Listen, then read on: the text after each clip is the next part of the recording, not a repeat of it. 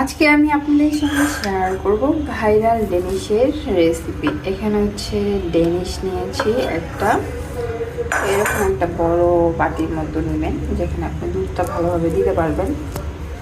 আর এখানে আমি গরুর দুধ বসিয়ে দিয়েছি, আপনারা চাইলে এখানে গুঁড়া দুধও দিতে পারেন। গরুর দুধের মধ্যে আমি একটু চিনি দিয়ে নিলাম 1 চামচ পরিমাণ। তো এটাকে একটু গরম করে নেব, বেশ ভালো পরিমাণ গরম করতে হবে। গরম বসিয়ে দিয়ে যেগুলো আমি দিব এখানে, এটা হচ্ছে মিল্ক চকো পাউডার, এটা হচ্ছে ডার্ক চকো পাউডার, আর এটা হচ্ছে হোয়াইট চকো পাউডার। আমি এগুলো সবগুলো উপরে দিয়ে দিব একটু করে, তাহলে এটা কিন্তু খেতে বেশ মজার হবে এবং দেখতেও বেশ লোভনীয় হবে।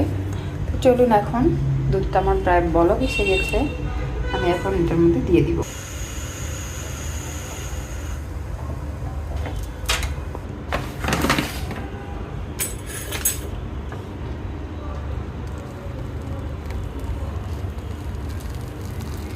দুধটা কিন্তু বেশ ভালো পরিমাণ দিতে হবে, কারণ এটা আস্তে করে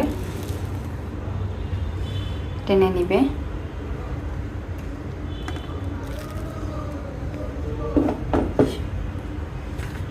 এখন আমি এইখানে একে একে দিয়ে দিব সব আমার। এটা হচ্ছে মিল্ক চকো পাউডার, আসলে অপশনাল কিন্তু খেতেও কিন্তু বেশ ভালোই লাগে। এটা হচ্ছে cocoa chocolate powder, dark chocolate powder, chocolate powder বা গুঁড়া আপনারা যে যা মনে করেন যা বলতে পারেন। আর এখানে দিয়ে দিব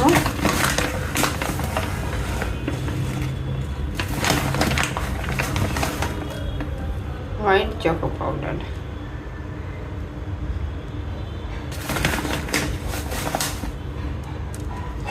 একটু বেশি পরিমাণে দিয়ে দিচ্ছি, দেখেন আস্তে আস্তে কিন্তু এটা বেশ ফুলে যাবে। এরপর এটা হচ্ছে একটু ভিজিয়ে রাখবো। আপনারা চাইলে এর মধ্যে কিন্তু মালাইও দিতে পারেন, আমি মালাই উঠিয়ে রেখেছি, তো এটা বরফ হয়ে গেছে, এখন আমি এটা দিব না।